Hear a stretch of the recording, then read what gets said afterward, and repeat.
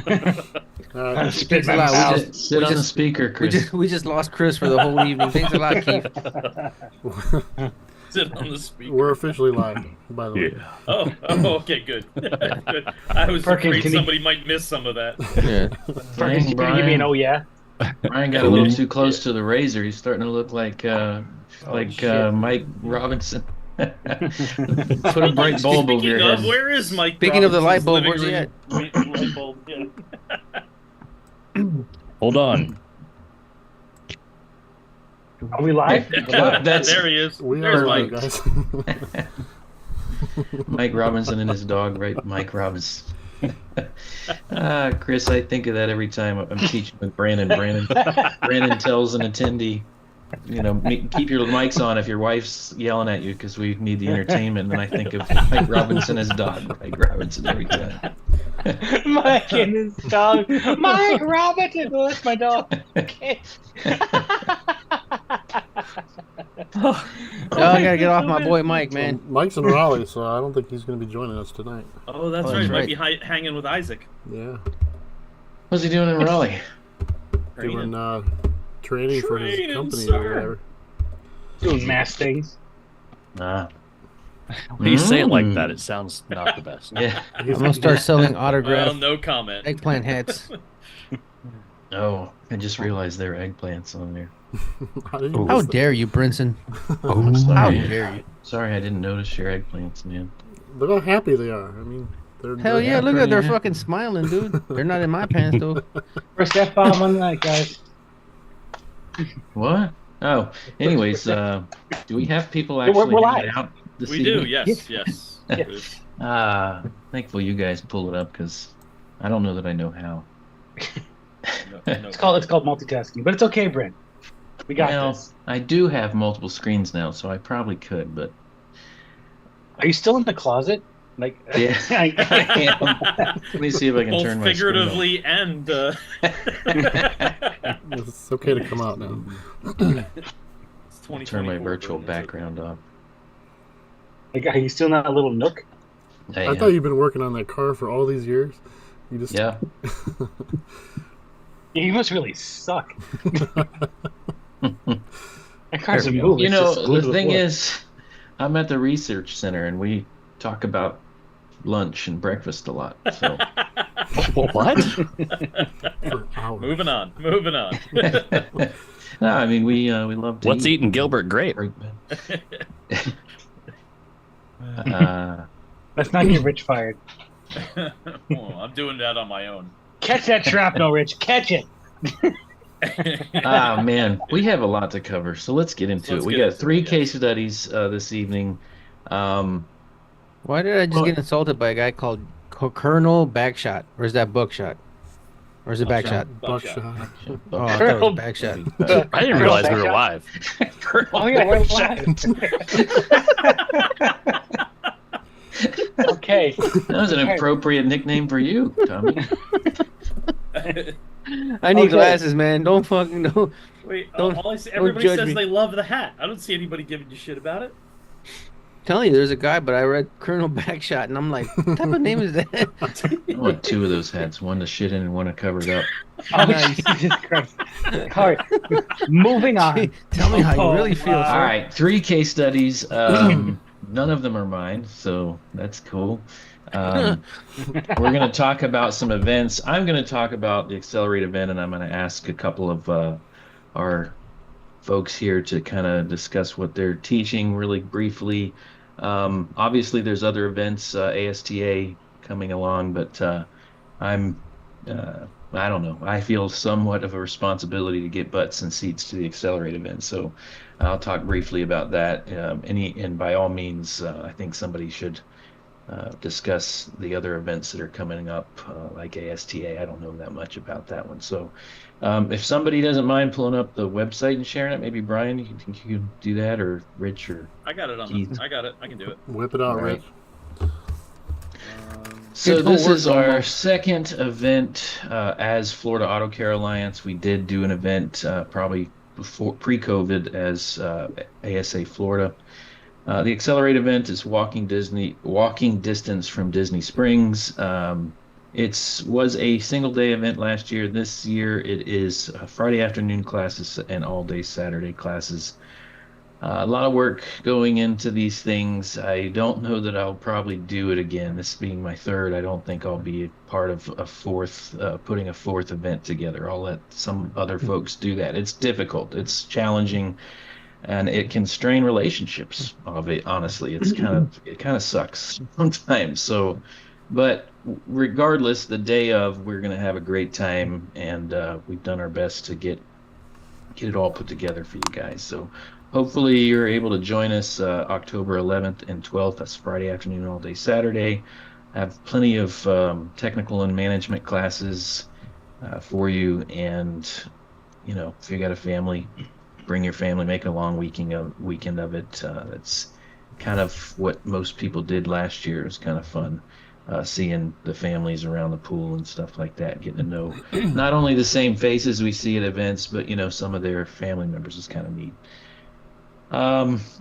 What Brent is saying is make his hard work worth it, because it sucked for him, and he wants people to come. I think it does suck, because you start to get, I started wanting to put events together because I love training and help and participate, and I also wanted to make really cool relationships with people in this industry that we love and hate.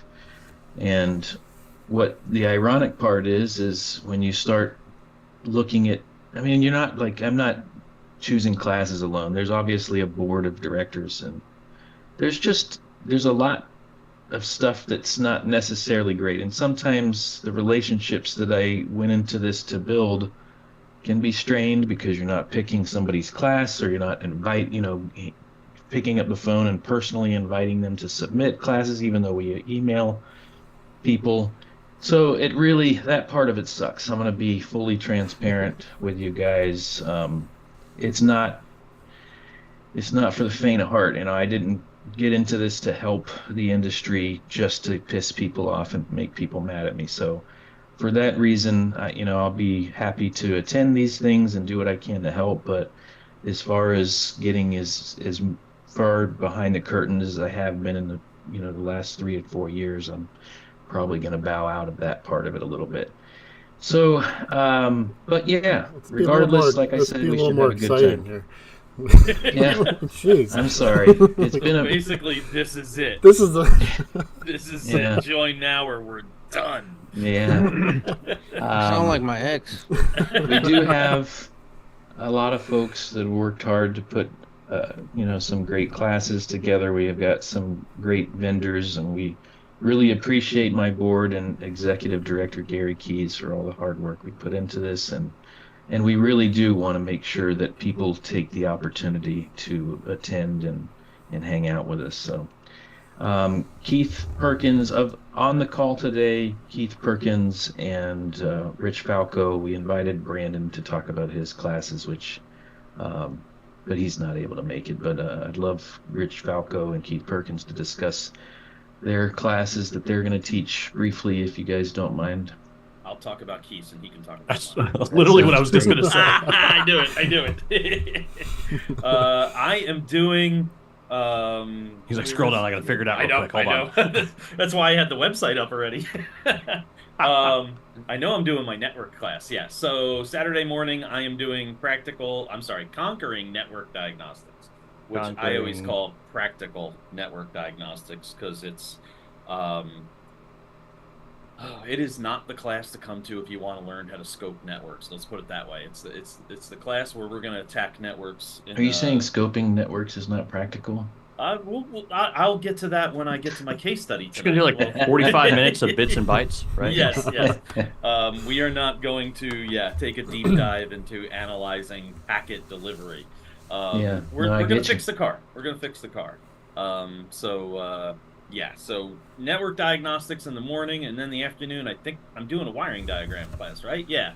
Diagnostic application of wiring schematics, which is one of my favorite CTI classes.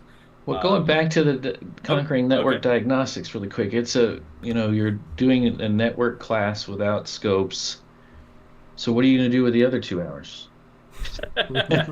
I'm just kidding. He Ouch. taught this Shots in what fired. was it? He taught this in Florida, and it's a 4-hour class, right, Rich? But you taught it all day. I did an 8-hour Yeah. version of it. Yeah. So, And it's not like you added a ton of material. I mean, you could Nothing. just, it's Just just, there's expound enough upon what's there. there. Yeah. yeah. There's so much you can talk about. Using service information and Useless.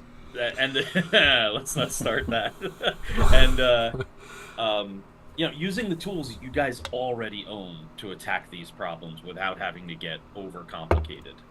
Which again, one of my case studies we're going to talk about tonight is a network problem. So you'll get a little taste of it tonight. Well, the diagnostic application site, now that I've done interrupting you, talk to us about that one. Because this is not a CTI only class. I mean, this is, you've got, just like just about anything else for CTI, you put your own personal I usually material in, your bring- spin on it. Since this is local, I can bring my my electrical test board and do some live demonstrations. And since opening my own diag or business, I realized that probably 80, maybe 90% of the diagnostics that I run into are straightforward, basic electrical issues, and that's what this class kind of attacks is looking at the wiring schematic and understanding how the circuit works so that you know how to easily test it. Probably the best way I can put it. I mean, once you kind of understand the fundamentals of systems, I think you can look at a diagram and really have a pretty good grasp of how the system works and how to it go works, about approaching it. how to test, where to do the test. I mean, it's just if you can look at the wiring diagram and go, I know how the circuit works, then you don't need a flow chart. You can say to yourself, based on my understanding of how the circuit works, I know the easiest way to do a test, and the quickest and most convenient and accurate way of getting the information that I need. So you can't just use a power probe and figure out how the circuit works with the power probe? I was thinking of you. I used my power probe for the first time ever last week. Brian. Ever. Ever. Brian, do you have a video with you and a power probe that resembles the fire video? I could fabricate one, I'm sure. I know how to make fire. I mean, getting to these classes though, Rich, they're both, like you said, you're doing mobile now, and my experience with helping shops, whether they're bringing them to me or me going to them, is the same, I think, as it is with just about everybody else. Is this a basic understanding of electrical and how to diagnose electrical issues with using wiring schematics and then network as well. Those two are things that I think all of us probably here and the folks that are hanging out with us can agree that those two things are fun as hell, but they're not super challenging, but they really, technicians really struggle with it.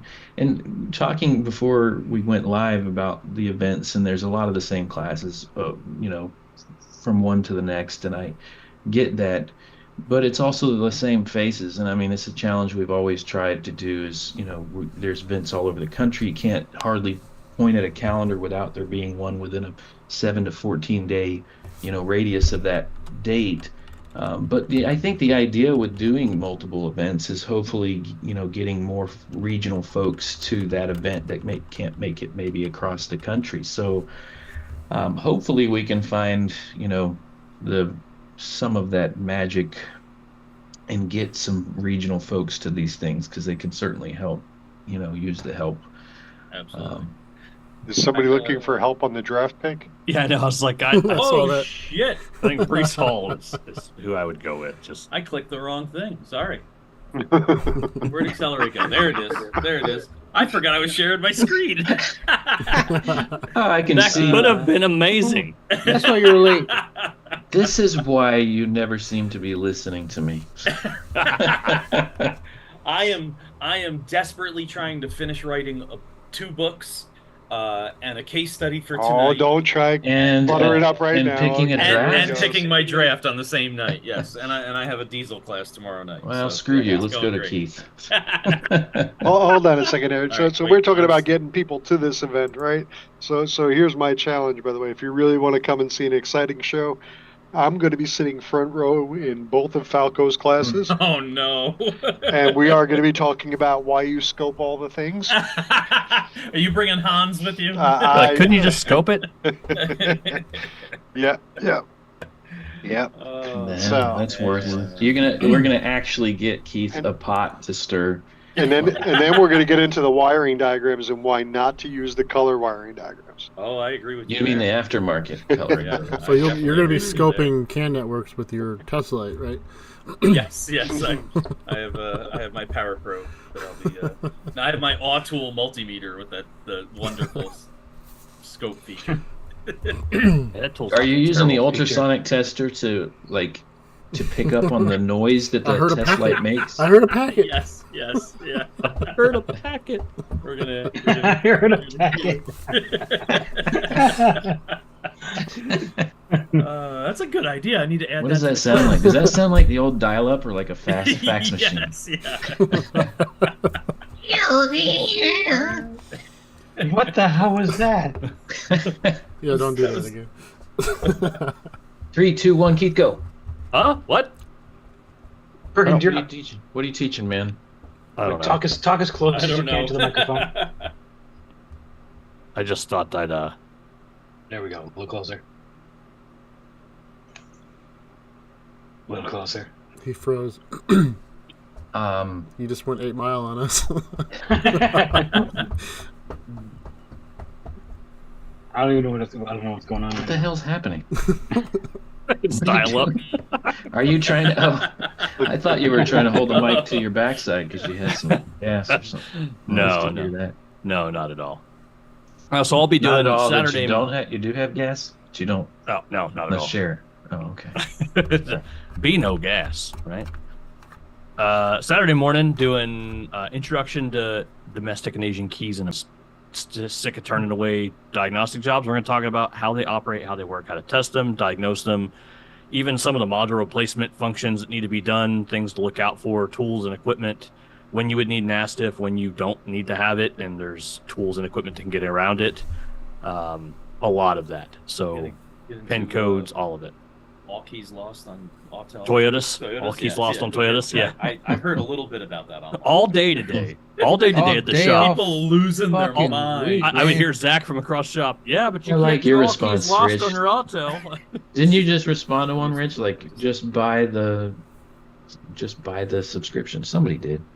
Yeah, I think somebody was complaining. These about damn not locksmiths having- are Tommy, nerves. you did. You said something. Dude, aren't you a locksmith? I did. Yeah, because the guy's name was Locksmith. Yes. Yeah, Oh, that guy no. asking the dumbest. His question. name was Locksmith. That was his name on Facebook. Yeah. Dang, his career was laid out. First for of him. all, What mom did you hates guys him. like? What did you guys see? The thing, at least for me, right? I did locksmithing before Auto was around. So like, what the hell did you guys do? Even though, yeah, obviously it's not the same, right? But at the end of the day, it's like there's more than one way to skin a cat. So Yeah. you guys can get over it. Well, Yeah. they only want to have to buy one scan tool. Yeah, that's Well, I don't- And they want one $400 scan tool.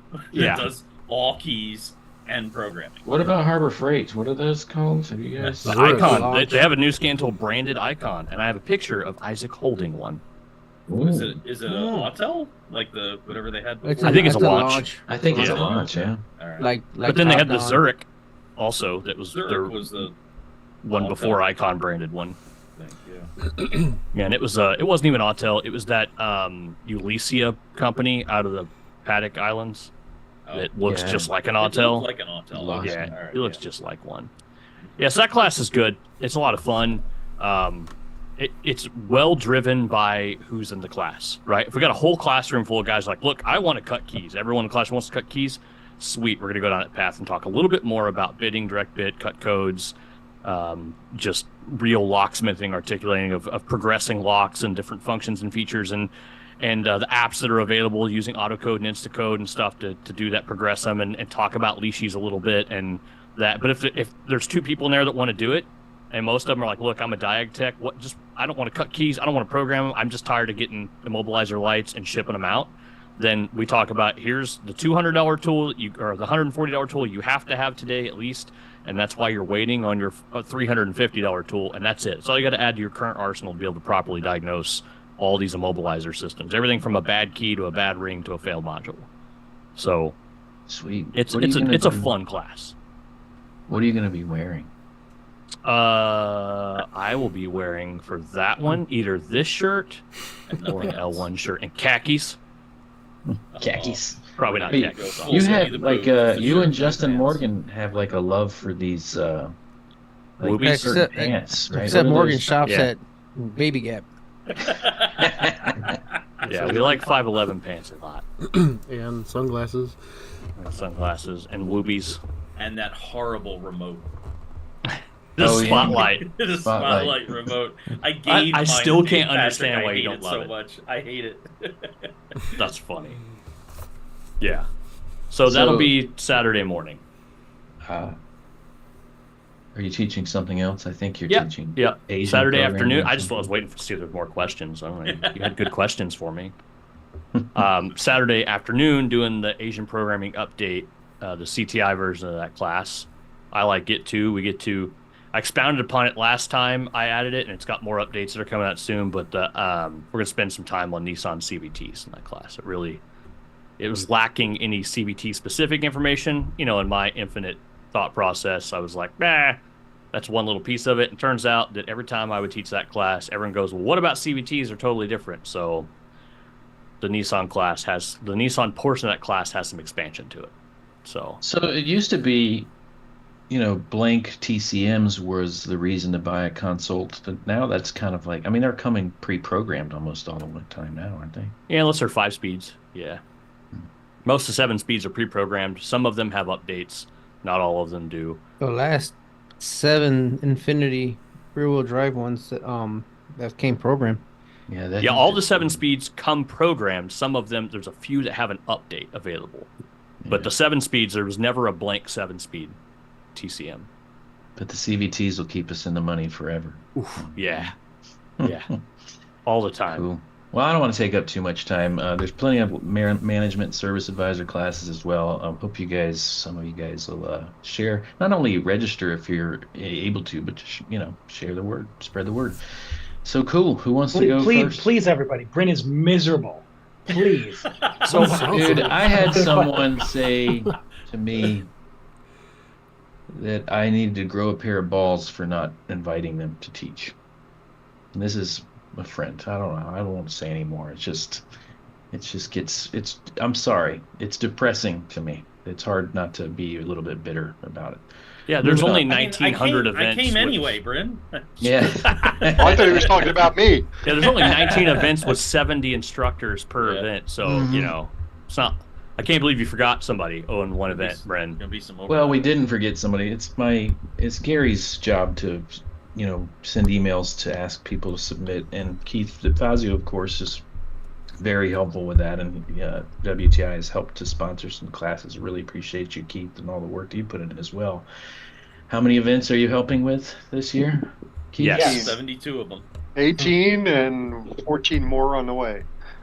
So as hard as it's been, we got folks like Keith that really help, and it means a lot. I'm sorry I'm sounding bitter. It's just the relationships in this industry really mean a lot to me. I've got thin skin when it comes to stuff like that. I really do care about those of you that I know and broke bread with and spent time with, and I hate to see stupid shit like this get in the way of that. So, but yeah. Hopefully, Before we get into case studies and stuff, who's going to what events? Just from now to December. Yes. Nobody Yeah. wants my fat ass, so I'm not going nowhere. Whoa. Whatever, Tommy's That's got a not true. massive announcement. So do you. Yeah. Pretty fun. Wait, do I have to be jealous of both of you? Yes, sir. God damn. Good for you guys. Good for So me and Keith have to have a gig. Can I say it, Keith? Because I Keith and didn't I, mention it yes. in the podcast because it wasn't my business. I didn't get a chance to call you first. No, So me- absolutely, me- dude. I'm so freaking stoked. Me It's and gonna be Keith a are going blast. down under to teach programming. Yeah. Nice. And Steph not is- your mom's house, the real down under. Damn, Chris. No, that's pretty sweet. What's the flight That's like awesome. there, man? 20-something hours or some shit? Total 20 hours of Yeah. flight time for me. 4.5 to LAX and then 15 something from LAX to Sydney. Oh yeah, that's awesome. Yeah, and then we're gonna have a flight from Sydney to Melbourne. So Yes, correct. Tommy, no, not Melbourne, Brisbane. Brisbane. Yeah, that's what I meant. that's pretty awesome. Well, Tommy, I mean, what? Not even a year ago, you had like 15-minute tech talk under your belt, and now you're like teaching International webinars. trainer. World Yeah, renowned. Tommy Oliva. I guess they just Yeah. don't know how stupid I am there. Wow. Hey, Chris and I had this conversation a couple years ago. The imposter syndrome's for real and doesn't go Yeah. away. You ain't lying. That's for sure. No. So yeah, no, I was fortunate to be. The difference to be with me picked. is I know I don't belong. Well, no events for me, but yeah, I'm pretty excited to have been chosen to go out there, Yeah. especially with so many amazing instructors here already. Not chosen, earned. Yeah. a Good little bit of choice. both. Yeah. You know, either which way, I'm really happy to bring on my yeah, dude, I'm gonna talk so much shit, man. Oh, you're It's trying gonna be something new? It's gonna be fucking great. I'm already thinking of food jokes, spider jokes. I think me and Keith are gonna tag team a kangaroo. That's right. Yeah. Who gets the Now- sack? Who now, gets the front I sack? just- Gotta get the You get smack, the dude. legs. All I know is I remember a time when we were over at Isaac's house, and Isaac Rodell, for those of you who don't know, and we were all Oh, staying at the garage. Here it comes. Yeah, Here it comes. Middle of the Wow. night, Tommy's out there. I heard a bear, man. I heard a bear. Probably did hear him. Hey, next thing you know, I got this big guy over there sleeping in my cot with me. You know that's a goddamn lie. My fat ass wasn't going on that goddamn cot with you, man. We would have ended up on the first floor. The rest of the part is exactly accurate. Fuck that noise. Dude. It sounded like two hyenas humping each other. Probably Fuck that coyotes. scared the fucking shit. No, it was a fucking owl. Fuck that owl. Oh wow. I don't know. I've never heard an owl that sounds like a hyena. That's a badass bitch. Now you're going to the land of the hyenas. Yeah. It's like, did you hear somebody in this 7 of us that are on here is an owl? It's possessed by an owl. Ooh. Ooh. Hey Keith, what's the name of the event? It's the Auto Care 2025 event, right? Yeah, I think they call it Auto Care. It's their SEMA, basically. It's actually, isn't it put on by Auto Care? The same. It's put on by like the Australian the division of the same. AA is the Yeah. organization. Yeah, which is like their government organization / Oh. industry organization. Oh yeah, man, I can't wait. Yeah, it'll be a blast. Liz is coming. Oh shit, you can hang out with the wife. Yeah. Mother Perkins. Was she teaching? Did you just ask? What did you just ask his wife to do? She can hang out with my wife. Oh. I think so. I haven't talked about Tommy? Have you figured out what topics you're doing? I sent them my class list, and then we went over the list of like vehicle makes. So I'm just kind of waiting on them because I'm pretty much open to do whatever the hell they want me to do. Yeah, I haven't talked to them about which ones yet, but we're probably gonna do some ADOS over there because there's gonna be That'd a be lot of That'd be equipment sweet. already over there. Yeah, that'll be sweet. So I'm they're gonna gonna- cover. Yeah, I think I'm gonna cover more processes and procedures, and I think that's what they liked about my class because it's kind of like universal.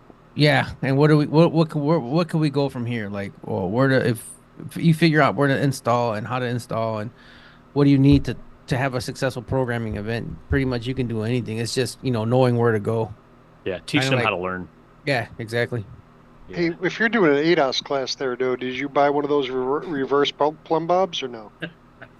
Dude, Sure, no. Sean Tipping told 'Cause they me go that the all other the way, toilets right? down Don't there they? don't flush the opposite way. I am pissed. I'm gonna break into The some old lady's Simpsons home. lied to me. I'm gonna break into some old lady's home that has an old ass toilet. You see the episode of The Simpsons where they went to Australia, they flushed the toilet, went the wrong way? That's what I want to see. Made I it go said the the other way. Simpsons lied to me. Yeah, Yeah. and the pump, You but they had a pump made it go the other way. You need a gravity 20-hour toilet, not flight. a power flusher. 20-hour flight flight just to to see see water the. go opposite way. I can't wait, dude. I can't wait to pee in the ocean over there. It's like my thing. Like a I have to dog. dust every Marks ocean his that I territory. go into. So All right, Florida so for Park in your sure. territory. Mexico. So Tommy, you're not going to any other events though this year? No, Oh, no events, man. No, I can't. Like I said, I didn't get picked, so I submitted my classes for next year. So hopefully I can share some knowledge. If not, then I keep it pushing. The Spanish market's kind of tricky, man. It is. We had that conversation. Remember, like most of the service information's in English, and then all the dialects and slang, and makes it hard. They got the dialects down, man. My class at STX had a few different nationalities in it, man, and I never lost anybody. So Yeah. even though I didn't have a big That's not class, true. That's not true. There had to be at least one Dominican completely lost. dude, I'll spend 10 minutes talking about food and he'll be in heaven. Like, what is a battery button? I'm tired of this. What is a battery button? I know. Well, hopefully, man. We'll What see how about next year Brian? treats me. Brian, going to any training events? Accelerate. Maybe. Yeah, I might bring the wife, kids. Wait a minute. You were supposed to be in Florida. When are you supposed to be in Florida? Wasn't there like a game or something you were having to travel to?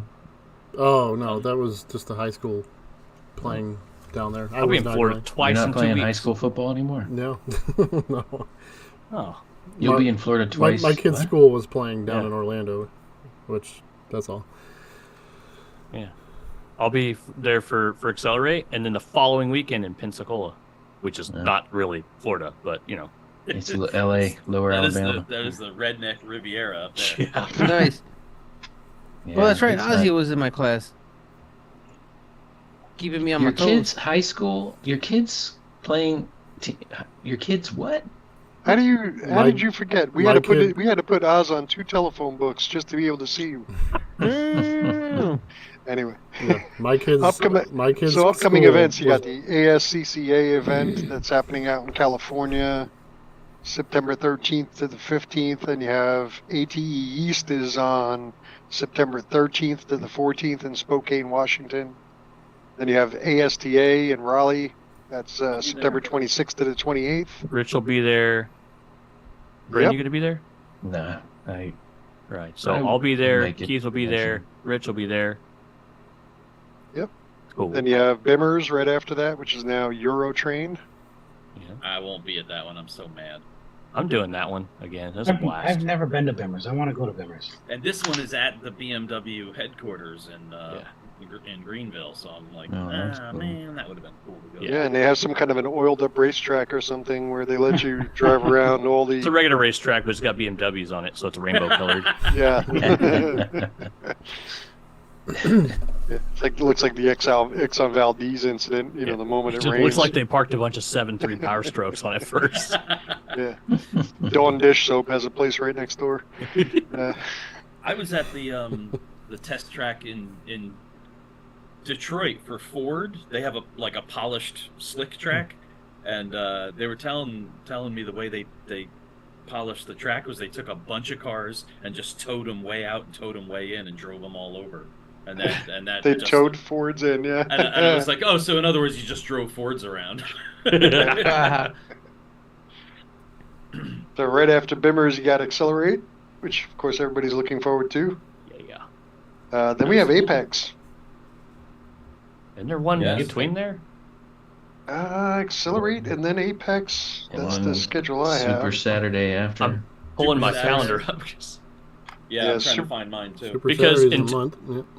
Except for my anniversary weekend, which is not this coming weekend, but the weekend after, where I also have shoulder surgery, I will not be here in Oklahoma a single weekend until Thanksgiving. Very Oh. nice. Yeah. So already you're at Apex, and there's like 2 other events that I'm going to be at doing stuff. It's pretty wild. It's a lot. Yeah. Yeah, I'm focused in on the larger ones here. That Yeah, just had, yeah, for sure. Open doors for sure. So then Yeah. so Apex though, 135,000 people is the walkthrough. Atra has their big powertrain expo there also. So some of the transmission rebuilders, guys that are there, Hmm. kind of looking forward actually to seeing their side of things. Yeah. Always very interesting to see what the transmission rebuilders see as far as what they get as a drivability complaint that's not really a transmission related issue and how they tackle it. Yeah. They don't. I was gonna say that's Yeah, been their some do. challenge for- Some do.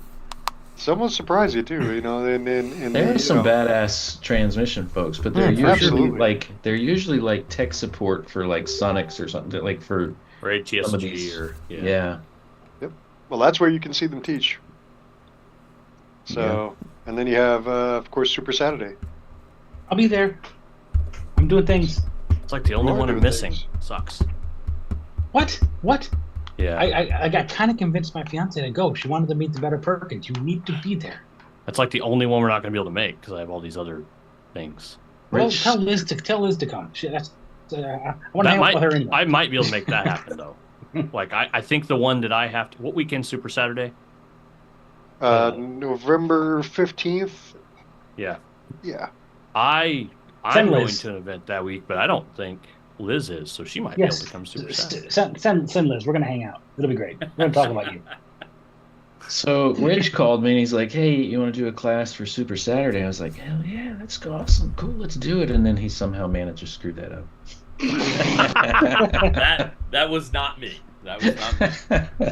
Well, hey, I do have to plug my own class though. October 26th and 27th, we're having a 2-day hands-on diagnostic class at the shop in Tulsa. Nice. So you can come out to Tulsa in the middle of nowhere and get some sweet barbecue and Steaks. I've been thinking about doing Thanks. some classes like you're doing, Keith, at my shop now because I'm getting AC put in a month or two. Oh, it is Ooh. game changer. Yeah, man. I got two Sure. 10-ton units, How big is the shop?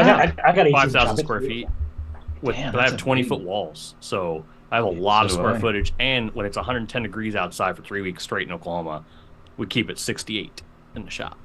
Yeah, that's cold. Jesus. I've got Yeah, dude, I got some glass. 10 tons is a lot. It is a lot, but it's a lot of humidity too. So we're moving a lot of moisture. I got 2 big giant green trails coming out of the AC units where there's like moss growing around them, and I have a gravel lot. I think We just went with a 5-ton. We're going to add another 5-ton if we need to because residential, like 5 tons as big as you can get before you get commercial. Commercial's much bigger money. Yeah, ours are 2 pack units, so they're massive. They're the size of 3 Geo Metros stacked up. But ours Americans, is I'll do anything to not use the metric system. So our 2,500 square foot shop will do a 5-ton, and then our 1,200 square foot shop we have a 3-ton unit. How tall are the walls? They're pretty tall. They're probably 20 feet too. Okay. But the company that owns the buildings, they have an AC company as well, and that's to their recommendation as what this unit sizes that we Yeah. went with. We'll see. Yeah, for sure. I'm going to run enough electric to run 2 condenser units if I have to. Add one down the road. Yeah, we got 16 by 16 doors too, so when we open them up, we lose a lot of air. I'm worried about that. I'm thinking about getting like garage door openers so that we can Yeah. just. We you know, did not lost have to- one in the first week. yeah. Yeah, how'd you We manage got 'em. that? I don't know. We thought it was in a car that was up on the lift, and then 3 days later, when we lowered it off the lift, it wasn't in Oh, there. you so- lost the remote. Yeah. I didn't think you lost the garage door opener. I'm like, how did you manage to lose that? Oh, and The remote. remote. Yeah. We had 4 remotes, and we were missing one. And one of the guys was like, "I'm pretty sure it's in that car up there that we're doing like a differential on or something." And then we lowered it down 3 days later, and it wasn't up there. And I was like, "Well, it's gone now. It's in the car somewhere." We have to put get, we put reflective sticky fluorescent tape sticker things on ours. We have big yellow lanyards that Yeah. they're on. Yeah, I was gonna say. And- Yeah. Yeah, I don't know where it went. Cool. Let's move on to case studies. Yeah, let's do Yes, it. yeah. We're- It's almost 40 an hour minutes we're in. in. Chris, Somehow you, people are still here. you want to go first, I Chris? mean, we've been here an hour and we haven't talked about case 40 studies. minutes. Yeah. Do you really want to talk about mine? Yeah. You go first. Let's see you Okay. teach it like you did at STX. Oh no, this is not that. This is high Oh. class shit here. I just want to just see blurs back and forth. This is a polished. case Brent, I study. put on a show for you, by the way. Like I told you to come, and did I disappoint, Brent? Did I disappoint? No, I No, fucking no. didn't. Well, I'm glad you're. I hope we build some confidence there, Chris. Well, no, so I came in. I think I said this before. I came in as a game plan for STX. So the first time I talked to people in years, right? Yeah. And like I came in, my game plan was to be a complete fucking psycho. And I think I did it. I think I did okay. It's all good, Was- man. It was a good Was I a time. complete fucking psycho? You Okay. did mellow a little after like the first 15 minutes. Otherwise, I don't think you could sprint for 4 hours. You know? So- Oh no, I ramped up after you left. You have no idea. Keith knows. Keith says I'm crazy. Okay, so That's not true. Yeah, I'm a little crazy. Well, maybe. Don't ruin it. All right, here. So we're gonna share this. Do this. Share. Can you guys see my screen?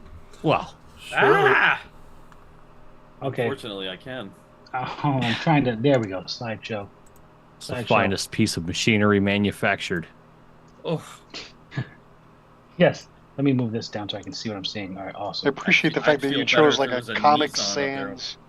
I I did. appreciate you chose like a Comic Sans font for a funny looking car. Yeah. I did.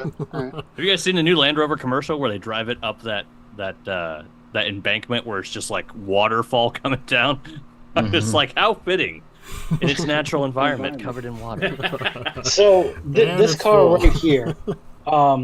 This is Brian. You read the article in Motor Rage. Yeah, I Motor guess it Rage came article. out. Were you, well, first of all, were you on the shitter when you read that? I mean, was it good? I was having lunch and I was like gagging a little bit as I was eating. A little bit. Oh, was it? Oh, so this Land Rover right here. So if you guys read Motor Rage, it's in there. I guess it's this month. But What a piece of shit. Oh, yeah. sorry. So this car basically what it was is anytime any technician could make a right decision or a right choice, they made a left. That's basically what all this was. And basically it's a 2018 Land Rover Discovery, and the problem was it doesn't run right.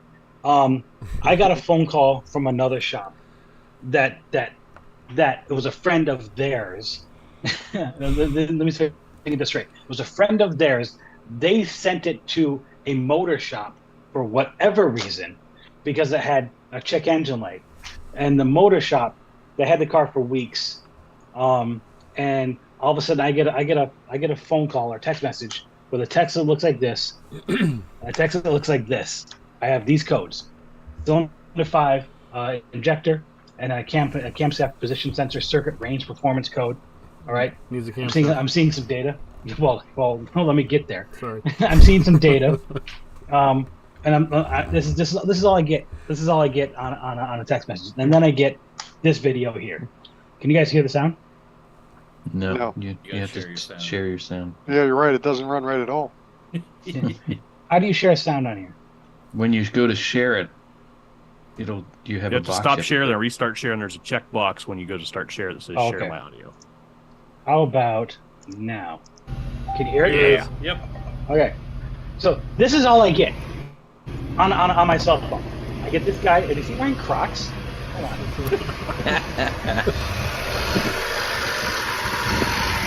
Oh, it's this piece of shit engine. Yeah.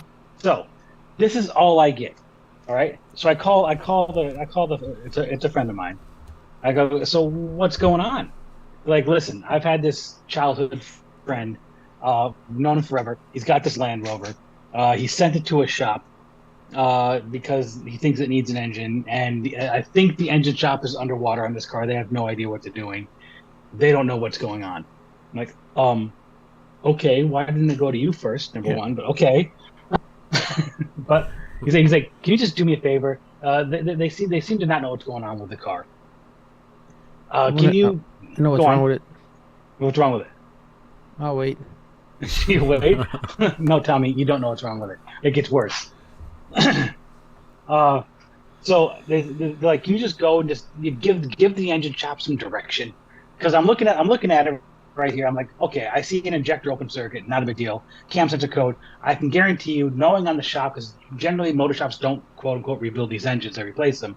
So if they rebuilt it, they probably didn't use the right tools to line the engine up, and that's probably what's going on with that. That's what I'm thinking going in. And with the fact that it was running, I hear the car running. Okay, I'm planning on going there to check an injector and scope the camera crank sensor and just prove to them that they used the wrong tools to put the engine together. Make sense, guys? Yeah. Okay, cool. I mean, they All right, used so that was they used whiteout on the chain before they took it off. So why do you need tools? Yeah, exactly. So that's what I was expecting. I was like, okay, I'll be there like 20 minutes. You know, whatever it is. I'm expecting to go there, start the car up, hook to the camera crank, and verify known good. Tell you need the chain. You didn't use the tools right, but here you go. So I pull up to the car, and I apologize I don't have pictures of this. And this is one of those engine rebuild shops that probably should have stopped in the 90s. Because the rest was too much for them. Yeah. So I pull up, and I see a guy, not really ageist, but the guy's about 75, and he's under the hood of the car, and he's got the entire driver's side bank of spark plugs out of the car. I'm like, what's going on? Like, oh, the car, it's not running right now. I just wanted to check it. I'm like, okay, well, I was here to, give you guys a hand. We're gonna check the cam and crank sensors just to see if this thing's timed right. Like, yeah, but I'm worried about this injector. We changed it, but I think we might have broke it. Like, okay, not a big deal. So, I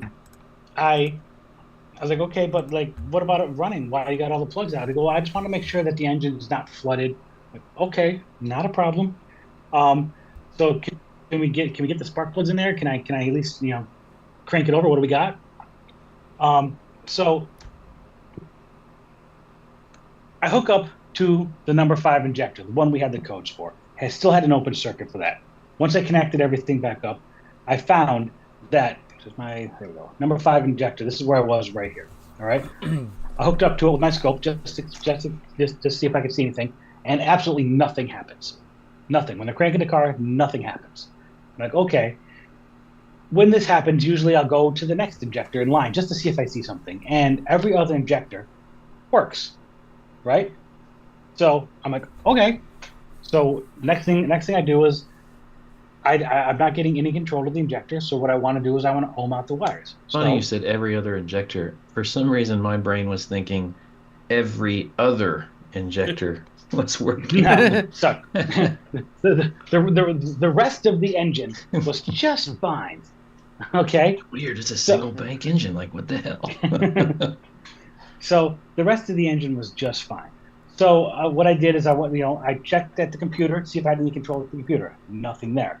So then I ohmed the wires out. I find that the control wire, which was number 5, this little purple guy right here, I see that the control wire, there is no continuity to the engine control module. Okay, broken wire. They pulled the engine out. Probably got a broken wire over here. The ignition wire over here, this green wire, somehow is shorted to the control wire for whatever reason. Like, okay, guys, listen. Put the spark plugs back in, and you guys had the engine out of this car, right? Yeah. Okay. Cool. The harness for this runs along the back of the engine. You just make sure, just pull that harness apart when you get a chance. Just check for you. Probably got some broken wires, stuff that's mashed together. Probably. They're like, okay, no big deal. I want to say about 2 weeks later, the car shows up on a tow truck to my shop. So I'm like, I get to the car. I talk to my guy on the phone. Like, yeah, they have no idea what's wrong with this car. Can you please figure out what's wrong with it? Sure, not a big deal. I scan the car. I got a million codes in the car, but 2 of them that stand out for me right here are these ones right here: the fuel pressure sensor circuit high, and supercharger boost control position circuit high. These codes were not there before. All right, I only had really my timing codes, low battery codes because Land Rover, and the injector code. So I want to see what the hell happened over here. So first thing I want to do is get a wiring diagram, and I can see that I have a shared splice for my fuel rail pressure sensor and the map sensor, which is how you're going to get the supercharger code. Does that make sense? Yep. Awesome. Okay, good. Yeah. Everybody still awake? I'm here. All right, cool. So I have my guy look at this because I'm busy. I'm on the road. I was like, listen. Before when I was at this guy's shop, I told him that the wiring in the back where the wiring harness runs is probably all mashed up. Can you do me a favor and just take it all apart and just see what's ruined back there? And he found 2 broken wires. Fixed them. Those codes are gone. All right, awesome. Not a problem. But still no injector control to number 5. So, okay, not a problem. No injector control. Go on. What's that guy saying? What the fuck? Yeah. You never watched How High? Man, Brian, where you been? Go on. You know where he's been. Ohio. I'll say every time he bites into Popeye's chicken, it tastes like a neighborhood he's never been in before. Ew. Who eats Popeyes? I love Popeyes, bro. Oh, Popeye's Yeah, chicken Popeye's is sandwich is good. pretty good. Popeye's chicken kicks ass. Yeah. All right. Ugh. So we have no injector control. Not a problem. Okay. I check all the powers, check all the ground. All right. So I go and I spin the wheel. All right. All right. Down. So it looks like we're looking at a new computer. All right. I got everything I need: power, ground, communication, everything. No injector control. They mashed wires because they did tell me they fixed the injector wires. So they shorted them together. We burned the driver and the computer. Makes total sense. It happens. Okay. Comment. You're going. Minus Okay. all the Still haven't got to the original problem, just the one that they've created. Well, hold on. including probably all their Wait, crazy techniques there's of more. testing. You know, Oh, Who but knows wait, what they did? There's more. Well, wait. So we buy a computer for the car, right? Put it in, install it, hook up a DDA, program it, do my LSD programming, and all that other stuff. Last step is run the engine, right? That's the last step of programming it. You know, it says start and idle the engine. Engine's hydrolocked. Shit. So I have my guy. I hear Tommy laughing. what did it sound like when you cranked it? So far, this is exactly what Tommy thought was wrong with it. I mean, that's what you thought was wrong with it? No, Just kidding. but it just sounds like you picked this car from the west side of Chicago. So this car was nice when it went to this motor shop, by the way. It was nice. So engine is hydrolocked. Like, okay. So I verified because I wanted to make sure it wasn't a starter. You know, bar it over. It is hydrolocked. Right. I was like, so my guy, listen. With fuel? Do me a favor. Well, hold on. Okay. Sorry. I was like, pull all the spark plugs out. We're going to roll this over and see what happens. Make sense? So then this Oh, happened. is it a Brian I story? was like, you this leave could the have been a spark plug great plugged spot in? For the Or the quad quad- 4 engine. Holy. What the hell? Yeah, So- injectors hung open. Got it. Yeah. All right. So as you'll see it again, as I'm rolling it over, You gotta leave the Oh. the coils plugged in. yeah. No. See, I learned from your dumbass mistake and did this by hand. So, You saw saved this so many coming out of- lives, Brian. yeah. So this was coming out of 3 cylinders. All right. So fine. Okay. Fine. Roll the wheel again. We get 3 new injectors. All right. When we pulled the injectors out, we found out that one of the new injectors that we're replacing was one they just did make quote unquote broke. The other 2, they've been out of the car, but the seals weren't replaced. So while we're there, all the injector seals, because we're going to do the job the correct way. Makes sense, right? All right. All right. So that much fuel in the coming out of the cylinder, right? Free oil. First thing you want to do is change the oil, correct? Makes sense, guys? Uh-oh. All right. That is all of the gasoline that came out of the crankcase. Oh, geez. So you can see that is That's a like 5 or 6 gallon oil bucket. It fills up so much you can see Yeah, it like filled over. The 30 Over quart can. Yeah. And then all of the gas all over here. It was horrible. And then Okay. you put it on And that fire. was all that was in there. So cleaning all that up, we decided to spin the wheel again. All right. And that's when we get a broken fuel pump. So those of you who are not familiar with these things, the Land Rovers of this generation have 2 high pressure fuel pumps that run down on the bottom of the engine off of the jack shaft off of the can. Is that missing a follower? Or They're noisy as shit. is there a and- follower on there that's gone or something?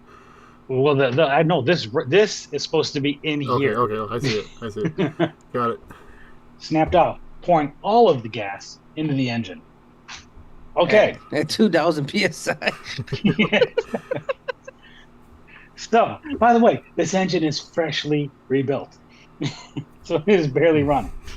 So after all of that, I can see here's me changing the Look, guys, a parts. Rover in its natural habitat.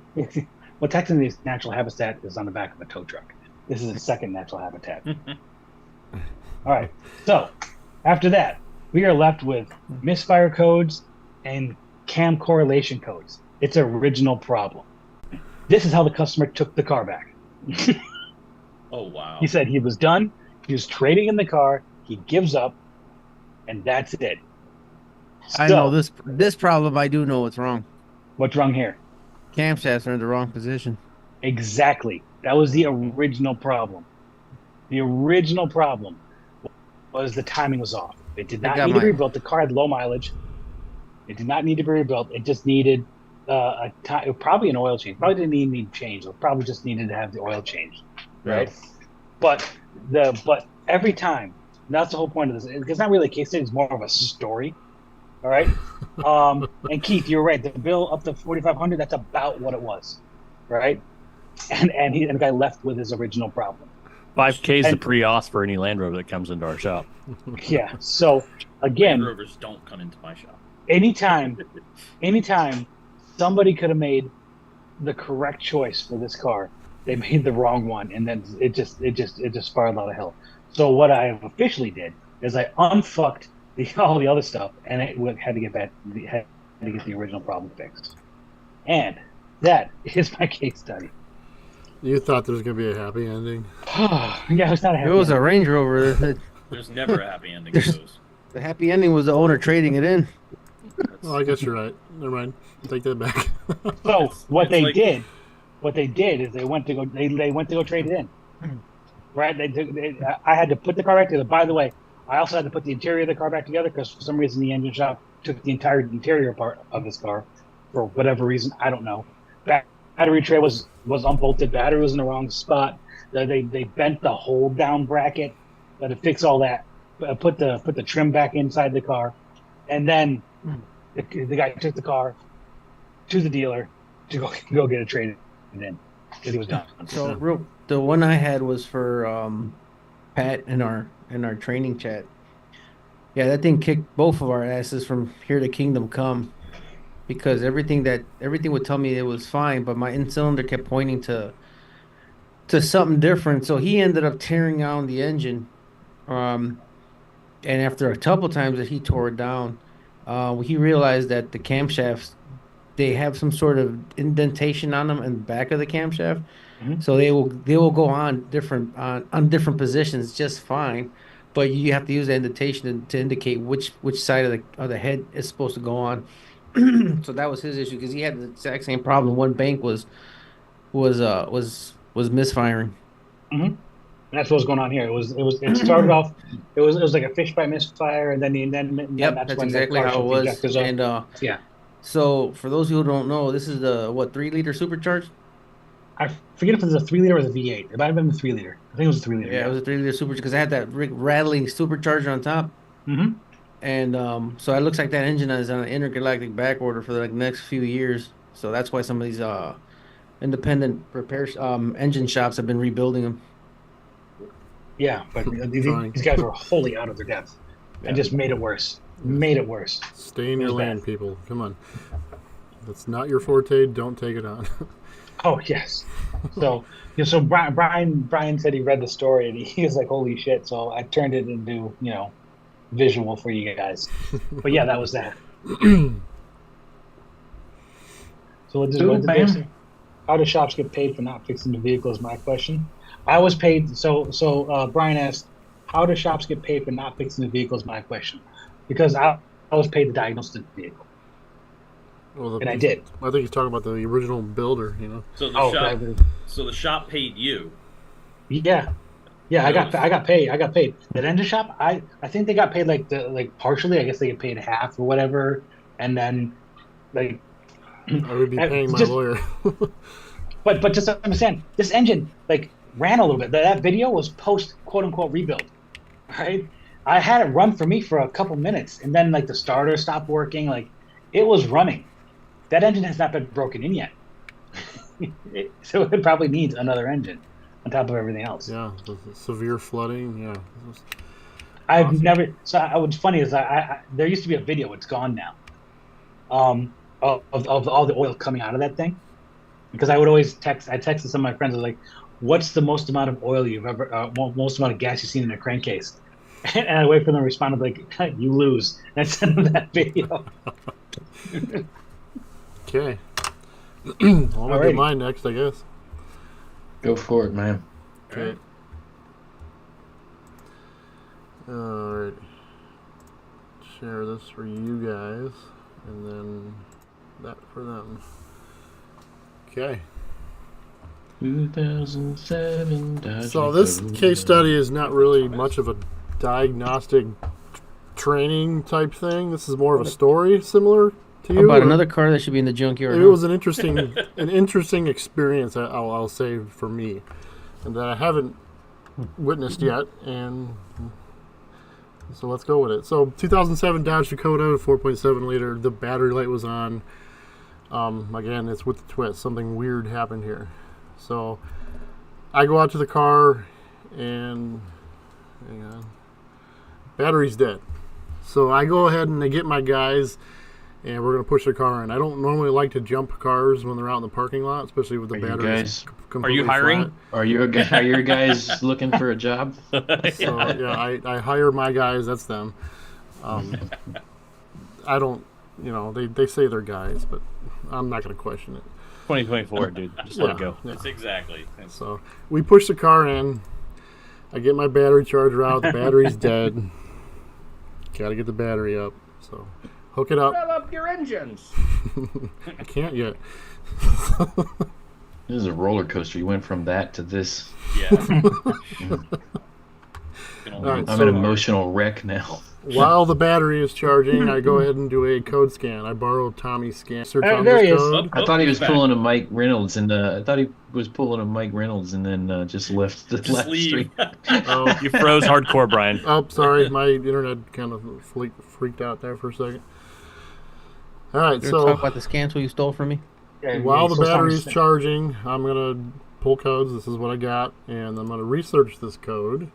And it tells you turn the key off, disconnect the field connector at the alternator, use a test light on the generator field control circuit from the PCM, and then use the scan tool to command that alternator on. That's kind of neat to have a control for the alternator rather than it being automatic. You can actually tell it to full charge. Can you do that with Tommy's scan tool?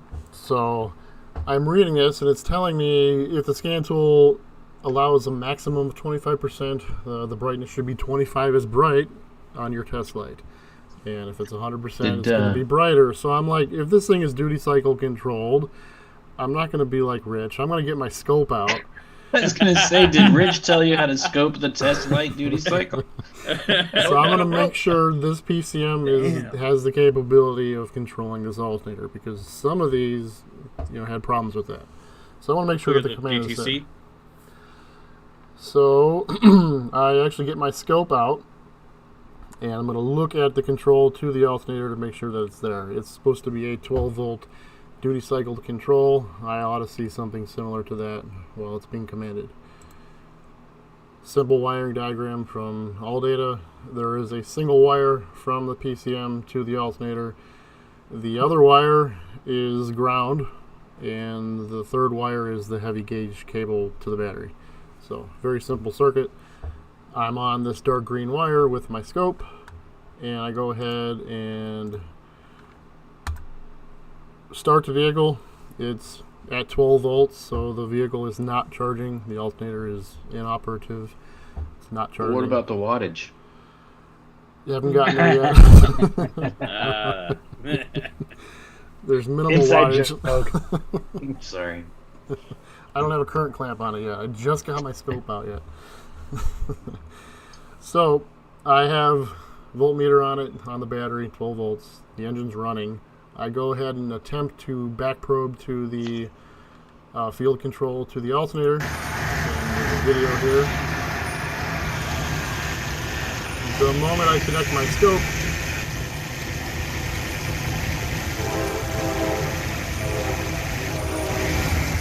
the scope shuts off. I'm like, what the hell? Now this is our snap-on virus that the whole shop shares. I'm like, man, I hope somebody didn't screw up this channel or something. I'm like, I don't know what's going on. I'm also a Pico guy, so I'm gonna grab my Pico, right? Because that's gonna tell me exactly what's going on when snap-on can't, right? It's So going you to fix the burn- car for you. You burned one channel out on the snap-on. Let's do it on the Pico Yeah, too. let's try another one. So let's get my Pico out. The moment I connect that Did you take a picture? yeah, it's a photo. I wasn't planning on making a case Windows study key out of- print screen, bro. I know. So you can see carefully that it says check USB cable. The moment I go to sample that circuit, the software freezes. It says check USB. I'm like, all right, there's something kind of weird going on here. This isn't normal. A diode shorted to the rectifier bridge. Yeah, possibly. I'm like, something weird going on. So I'm like thinking to myself, how can I prove that the PCM's not trashed and still be able to control this? So what I end up doing, because I'm curious, let me use an attenuator. Maybe the voltage is really high, and hopefully my attenuator on that circuit can see it with my attenuator, because it's going to, whoops. Sorry. You done broke it. My attenuator is going to cut that voltage by 10. So if I had, call it 1,000 volts coming out of it, then it would be cut by 10 and I would see 100. The scope has a limit of roughly 200 volts. So maybe I'll be able to see it with my 10 to 1, because that makes me have the capability of 2,000 volts. The moment I do that, the same thing happens. Check USB cable. So even with an attenuator, I still cannot, hardwire sample this circuit. Can you stack 4 attenuators together? Possibly. I didn't do that, but possibly. So I'm curious at this point. I have an idea what's going on, but I'm just curious. I'm being a nerd right now. So my next step here is I'm going to try a secondary ignition clamp onto that circuit. Instead of me being hardwired, probed into that circuit, I'm going to grab a probe that's meant to clamp around a spark plug wire. 30,000 volts that you see on a spark plug wire or something like that. This ought to be able to tell me something that's going on with this circuit. So I do that. The engine's running, idling right now, and I have a repetitive signal of approximately 5,000 volts happening every 40 milliseconds, it looks like. Every 40 milliseconds, I'm getting 5,000 volts being hammered onto the PCM. Like, oh, that's cool. So that explains why I can't, hardwire sample this circuit. And there's something weird going on here. So my next step here, I'm just going to quickly take the belt off. Actually, no, I didn't do that. My next step here, I wanted to see if those high voltage spikes had any correlation to ignition. Like maybe it was an ignition coil that was spark leaking or something into that circuit, and I wanted to do that. So what we have here is in channel A just is an ignition coil number 1 sync. In B, I have that secondary clamp that's clamped around that alternator field control wire, and on channel C in yellow, I have the auto shutdown relay B plus, and also in my channel D is the auto shutdown relay current. So I'll be able to align those events possibly with all of these events that you see in green. So those coil ramps that you see are going to be coil events for the ignition coils. None of them line up with the red trace. Not one of them. Fuel injectors are also in here. It's kind of noisy. This auto shutdown relay, controls half of the car, so it's very noisy circuit. So it's tough to see the fuel injectors, but they're in there. But they don't align with that ignition trace. So I'm confident that there's not some type of ignition coil problem that's interfering with the alternator control. So my next step, take the belt off. Engine's running. Of course, it's not charging, but the engine's running, and all of that noise coming from the alternator is gone because it's no longer spinning. So I'm fairly confident at this point that that circuit is being spiked by the PCM, or being, the alternator is the source of that high voltage, not the other way around, like a bad PCM. So we end up putting an alternator on this. The vehicle is charging. You can see here 13 volts, and that red channel again is that secondary ignition pickup, and there again is no more noise, no more high voltage signal coming from that alternator. So this was just a fun case study that I had that was interesting. It's not normal for scopes to just shut off, and I again tried multiple of them. And Did you try touching the alternator to see if it shot you? I mean, it's 5,000 volts. I mean, you can have fun with that, right? How many watts though? Yeah, no. Well, I didn't amp clamp it. I should have done that. I don't understand why it wasn't charging if it had 5,000 volts. Yeah, that's plenty. Everything was charged immediately. What are you talking about? But the battery will fucking blow up. Cool, man.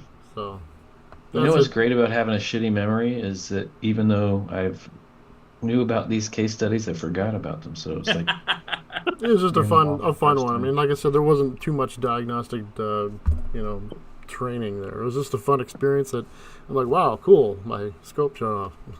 Let's play around with this. Let's see what's going on. So, I'm sure most of you can probably diagnose.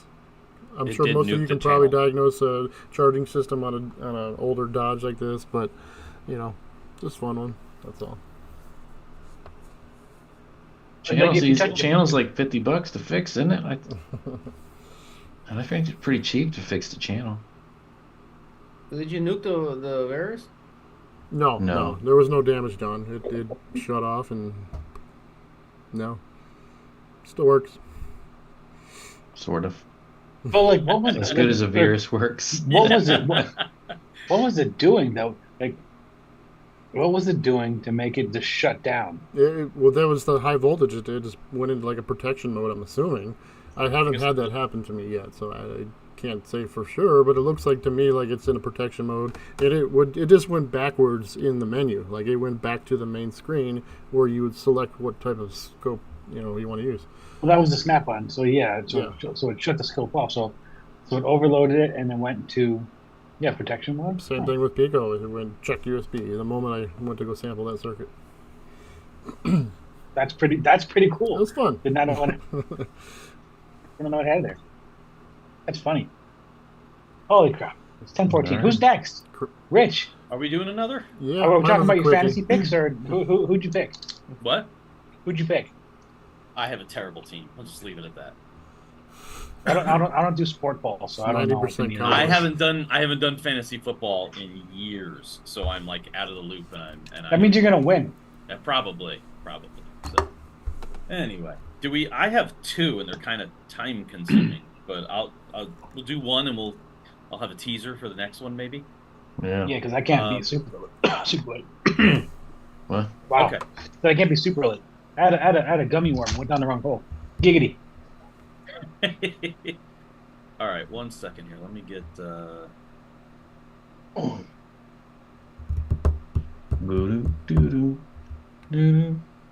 Let me get my fantasy league out of the way so that doesn't pop up. And You're quiet, Rich. Turn your mic up. is it better now? No. Just get right in there. Okay. Put it yeah. in Put your it mouth. in your mouth. No comment. All right. Why is this doing this? For no reason at all. I'm going to take you guys in with a bathroom with me, but unlike Dusty Harrison, I won't have my mic on. Just get right in there. All right. So. Better Do mute it. us before we start hearing you dropping logs. Okay. You guys seeing Ruh-roh. the Jeep Wrangler? Ruh-roh. Those are my favorite. Yes. So, this is the quick and easy one. What a bunch of turds. Didn't take too long. Yeah, we have all the grades here. Trifecta of trash. I have a Jeep specialty shop near me, so I never run out of work. They're all special. Yeah. So especially the owners. They get this Wrangler towed to the shop, and it's got a whole slew of problems. They thought it had a PCM. They called me to program the PCM, and I get there and nobody is talking. And I said, guys, you send that PCM back. We have other issues. And after a couple of days or maybe even a week, they called me back and said, yeah, we need your help with this one. So I get there. The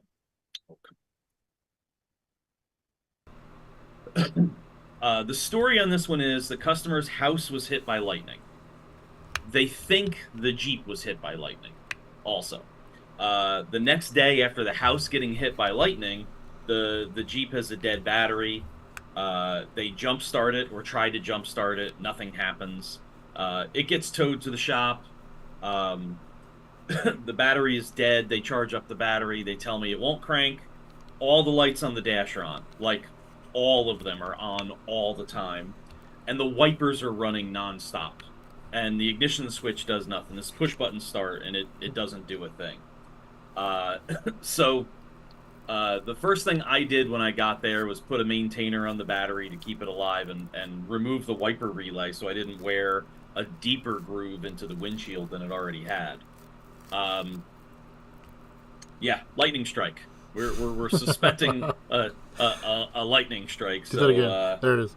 Ka-chow. So Hold on. What? That was perfect. That was perfect. Okay. That was fucking classic. Keep it going, Rich. You need to add the audio to that. Yeah. So the first thing I do is take a walk around the Jeep. It's got a soft top on it. If it got hit by lightning, there's going to be something charred somewhere, and no signs of any lightning strike whatsoever. So I removed the wiper relay and I hooked up YTech. This could have been fixed with an Autel, but the YTech is so nice that I just threw that on there, and immediately I see a problem. Nobody is talking, or almost nobody is talking. Oh. So I can communicate to the secure gateway, and the secure gateway is telling me I can't talk to anybody. So yeah, for those of you who aren't familiar with topology, you hardcore Snap-on users, red is bad. Red is modules that aren't talking. So I will tell you this. Green is good, right? Yeah, green is good. There's no green. We got some blue. We got one guy who isn't pissed off. But yeah, red is a module that isn't talking. Yellow is a module with a code. This ASBS, this one guy talking here, he goes intermittently in and out. I think that's the active sway bar link. Like, so this has a... Each one of those green logos are each of the modules, those little lightning strikes. Uh-huh. It's telling you that those 4 modules got hit by lightning? Yes. That's how good the YTech is.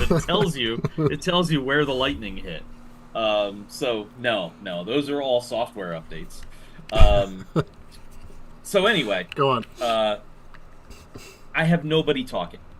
I will say this right up front: the YTech and service information are the only tools I use to fix this car. So I thought this one was kind of cool. I have no communication. The fact that some modules are talking makes me think I'm not jumping right to terminating resistance and scoping CAN signals, at least not yet. I want to look at a little bit of information. The other beautiful thing with this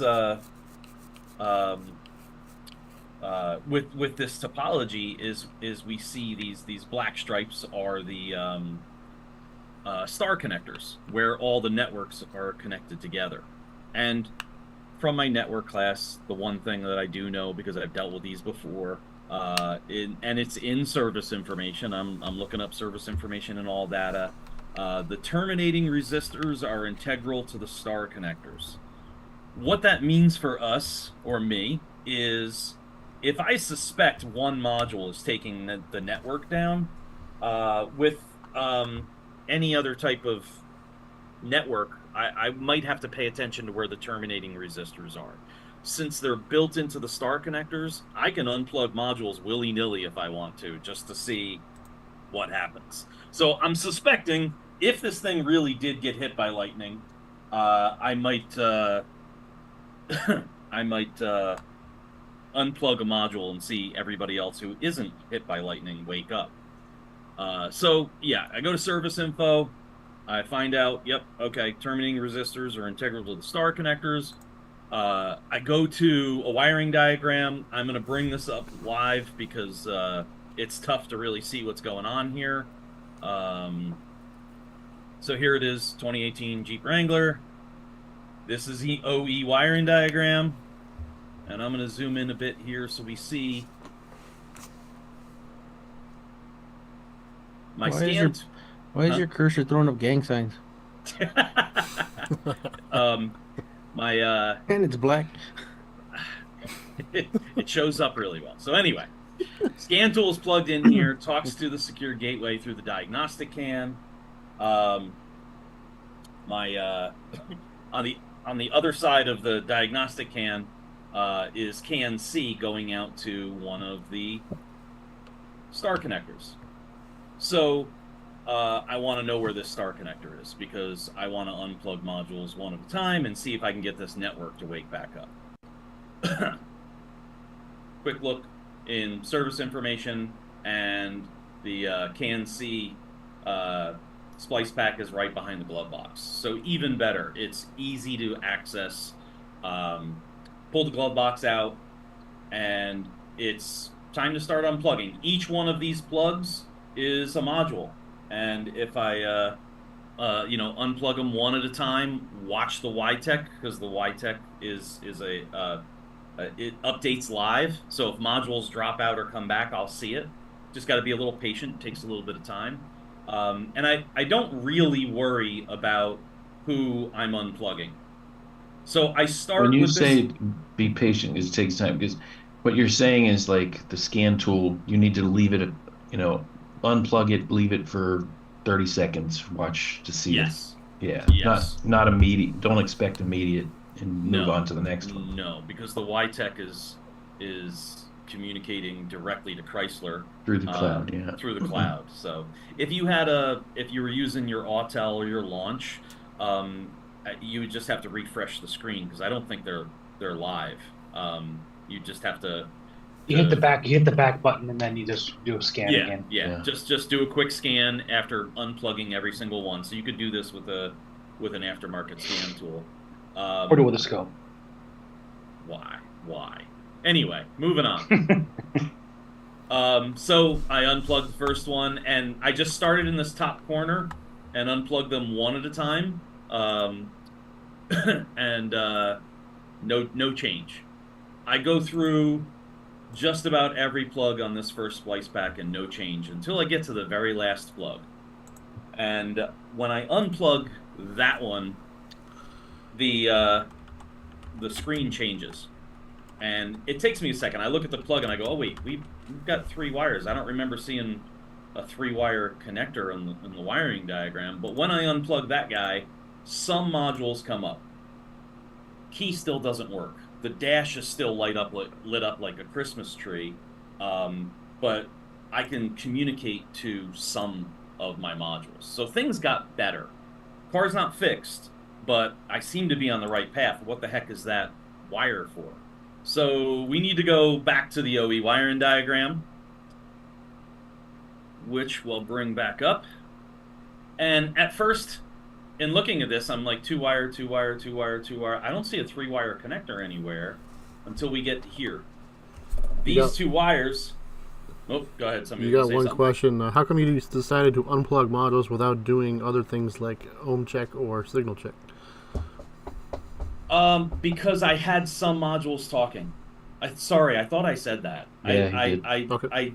I kind of jumped to the conclusion that It wasn't if a this total thing- network failure. You had some. Yeah, I had some modules talking, so my suspicion was that there's something going on there. If I've got some modules complaining, then I don't have a network that's just dead shorted.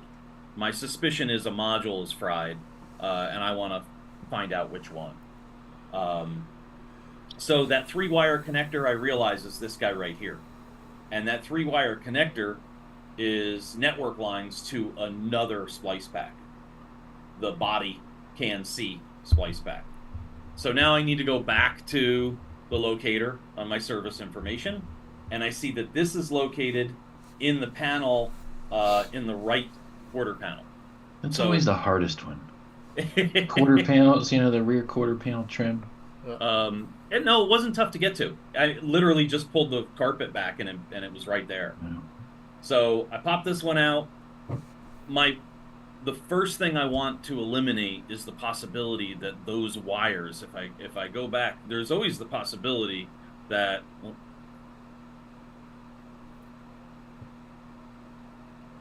these wires could be shorted. When I unplugged it solved the problem here. So the first thing I want to do is unplug them there. If I unplug them here and I still have my communication problem, then I've narrowed it down to I've got a short in those wires or a problem in those wires. So in order to eliminate that as a possibility, I start with the 3-wire connector and I work my way up. Again, unplugging modules one at a time. And I could see some modules going in and out, but for the most part, the car didn't fix itself. By unplugging this guy, some modules come up. The same as when I unplugged it from the other splice pack. So I kind of thought to myself, all right, that eliminates the wires as a problem. Let me continue on unplugging. It says it right there. It says scope the car. Where does it on say? Your slide? Right there. Right in that picture. Mm-hmm. That's weird. Like, I wonder if that's a capture that I don't know. It's odd, right? That's very weird, because you put that there. Why would I scope the car? Why? Yeah. Can somebody give me let's a reason ask. why I would scope it Absolutely. right now? Absolutely. I would love to hear that. CAN Guardian. That's your answer. That's your answer. What's a CAN Guardian? What does it do? When you have a system that's like this? Crappy baseball team. No. That's that's the football draft that you just picked. Sorry about your money. But no, if we talk about a CAN Guardian is going to sit there and it's going to allow an elevated voltage up to a certain point, but still cause failures on some modules. Some modules don't have CAN Guardians, and they will allow you to be able to communicate just fine. They'll show up on this network tree and look okay. But you can have an elevated voltage. If you ever want to try this, take a sensor simulator and bring it up to 5.5 volts. And take a look and see if you can look at that same thing on YTech and tell me if it looks like all the modules communicate. And the answer is yes. They're going to communicate because you're only elevating the voltage. Will some modules drop off? Very likely. All right. Very likely. All right. I'll have to try it. Yep. I'll have to try it. Okay. So, to go back to my case study here. Yeah. Honestly, I hooked up the YTech. I saw what I saw. I looked at wiring diagrams. I went to the splice packs. I get to the very last connector on the very last splice pack, and when I unplug that guy right there, everybody woke up. All the modules Almost came online. Well, yeah, everybody that's supposed to be there. The lights in the dash went out. The key started to work. The vehicle started. The wipers went out. I'm like, holy cow! This Jeep is fixed. Just to confirm it, I plugged that one module back in, and everything went right back dead. The wipers came back on because I at this point had put the relay back in. So whatever that green and yellow wire is to whatever module that is, it is taking down the interior can and shorting those wires to the main to CAN-C and taking out the rest of the car. So at this point, it's back to the wiring diagrams. Oh, come on. Trying not to bring up my draft. But why is he Tire wiretapping your son's pressure name? module. What? Why is he Tire. wiretapping your son's name? It was Zach's wiretapping. Was this Zach's case study, Rich? No. The Y-Tech was assigned to him. Where did you see that? Damn, you guys got good eyes. So anyway, yeah, Bryn called it out. The yellow and green wire, tire pressure module.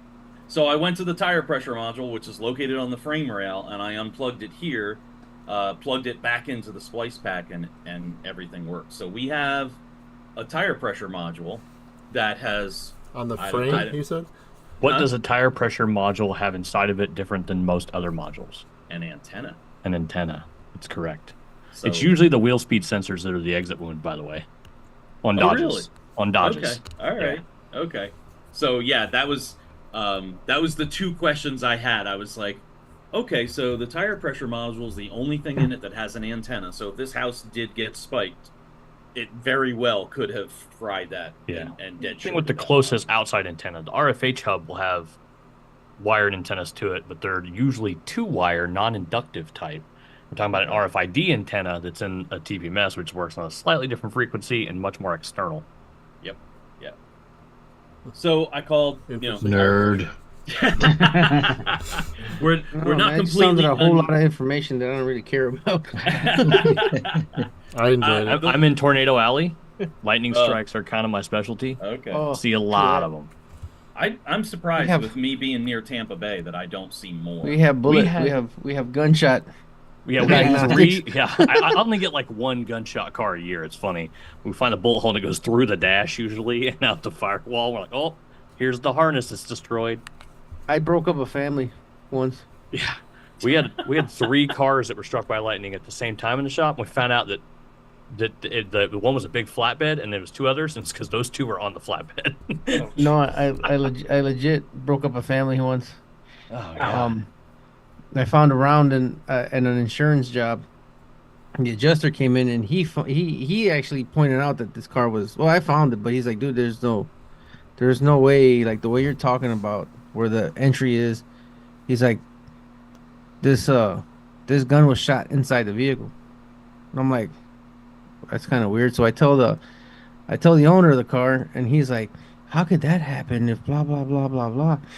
Well, his wife's armed security officer was making out with her security officer lover, and the gun went off, and she didn't say Negligent anything. discharge. Dang. Oh man, that was That is the great. most Chicago story ever. This show is, man. Sorry, Rich. I didn't mean to No, do that. that's fine. That's fine. No, my next question was Save it. what? No, it was how does when I unplugged the connector down to the body can, I thought, well, why didn't that just fix everything? And it took me a second to realize, All those other modules. the RF hub and the BCM are on that other one. So I was taking those down. So that was my last one. Was why wouldn't it start when I first found the real problem? It was because we were taking all those other things off. Yeah, RFH hub and BCM are importante. Yeah, absolutely. Mucho. So, all right. I really think we should save my my next one. Yeah. 'Cause it's gonna be time consuming. Hold it in, save it up. It'll be Yep. a bigger one. Let's that save way. it for the next one. We're tired of hearing you So- anyway. It'll be a little Oh. a little teaser here. 2019 Honda Civic that shot put an evaporator in it, and ever since. Don't Yeah, spoil you- it, Tommy. I think Tommy knows about this one, but we'll get into that one next Can time. can you put some scope stuff on this one? Absolutely not. Why not? Why? That's my type of case study. Can you put a picture of the bad part on top Dude, of the scope so at least that's in there? I diagnosed a 20. You know what? I diagnosed a I'll use my scope to keep the car from rolling. I off the diagnosed cliff. a 2020 Gladiator comm issue with a friggin' power probe. So F you and your scope. Hey, I got a real quick funny one though. We have a 2000 Cadillac DeVille at the shop. It's actually a fairly Sorry. clean car. Yeah, it's like an 80,000 mile, pretty clean car. Came in with a no crank condition. the story was it would just click. So then he had somebody put a battery in it, and then now none of the lights come on. So we get it, and it's got the wrong battery with top post conversions, and the ground strap isn't long enough to hook up to the car. So we get that resolved where we can get it on, and then the starter clicks really loud, like clack, clack, clack, clack, like the motor's locked up or something, and the Bendix is kicking out. And so Zach 2's diagnosing it, and he gets to he's like, I think there's voltage drop on the starter relay control. The starter's on an intake manifold, so he's trying to do the best he can without pulling the intake, and he's at the fuse box checking it, and then he ends up like, we got to pull the intake. So he pulls the intake, and he gets there, and he's like, there's nothing wrong with the... Come to find out when he took he was like, he's pretty sure it was starter relay by testing, so he switched the starter relay with another relay in the box, and they're both bad. Exactly the same way. I had like a 5-minute of me literally on the floor laughing because here he is with this 2000 Cadillac, and we've got the intake off of it, and he's got a brand new AC Doco starter chilling there that we waited 4 days for. And oh boy, it's always the one. And then the customer was excited because it was like the whole job was $600 less than what we estimated. So nice. It's funny though because he was like, because I'm looking at it, and he shows me the test. He's like, I'm missing something. And I was like, huh. It's like, seems like it's a bad relay. He's like, yeah. He's like, I already tried it though. And I grabbed another relay and switched it, and it started, or cranked, because the intake's off. And he was like, but I switched it with this relay, and he switched it with that one, and it went back to clicking. He's like, there's 2 bad relays. Nice. Awesome. Love it. So what else did we fix? What was the other relay for? I don't know. I think it was cooling fan or AC relay or something. I don't know. Always go fix for two one problems. you can verify works really quick. I use the horn. I go hit the horn. Yeah. Go to switch the horn relay because it's a Chevy. Yeah. The horn always works. They don't hit the horn. Don't do it in New York. It doesn't work that way. Yeah. They're already burned out. Yeah. It was just funny because I came with a saying, I was like, I don't know, it looks like it needs a relay based on the test. He's like, that's what I thought, but I already tried. I put one in it. And I was like, did you get it out of like the box? Or he's like, no, it's just right here. So I switched it with a different one. It was 5 minutes of me laughing uncontrollably in the shop. It was a Chris Martino laugh. It was just like a... I think I was crying. I was laughing so hard. Because, I mean, it's got the intake blown off of this thing. This 23-year-old Cadillac. Did he find a squirrel's nest under there? Yes, there was a squirrel's nest underneath There's it. always a squirrel's nest. No, under it there. didn't. There was none of the wires chewed up, but it's under there. It was it's that Did it year have where Vogue the, tires? no, it was that year where Hey, the that's pretty racist, sir. timing cover water pump cover thing was where the throttle body bolts, instead of having the longer boot, Oh yeah. he had to pull it's the got power that little- steering pump off to get the intake out, and Oh, nice. yeah. Well, I'm out of here, gentlemen. yeah, me too. I am We got shocked. about 2 months before we're back. Yeah. Yeah, buddy. About 6 months, I think, right? 6 months, 6.5 months, 7.5, 2022. But we will see you at Flacca. We will. Yeah. Flock, Yeah. I got to stay up a little bit and get a book turned in. Yes. Okay. Do the flock of Brandon's having a horrible time, Me too. guys. He's having a horrible time. Complete people sign up for Can we get Brenda a smile? Mine's for even sooner. Mine's for ASTA. Whatever it is. Yeah. I'll send you guys the memes Jeff's making about ASTA versus ASTE. All right, guys. I think I'm bouncing. Yeah. All right. Calling it. Good night. So, Night, everybody. Thank you guys. Good night, all. guys. All right. Peace out, everyone.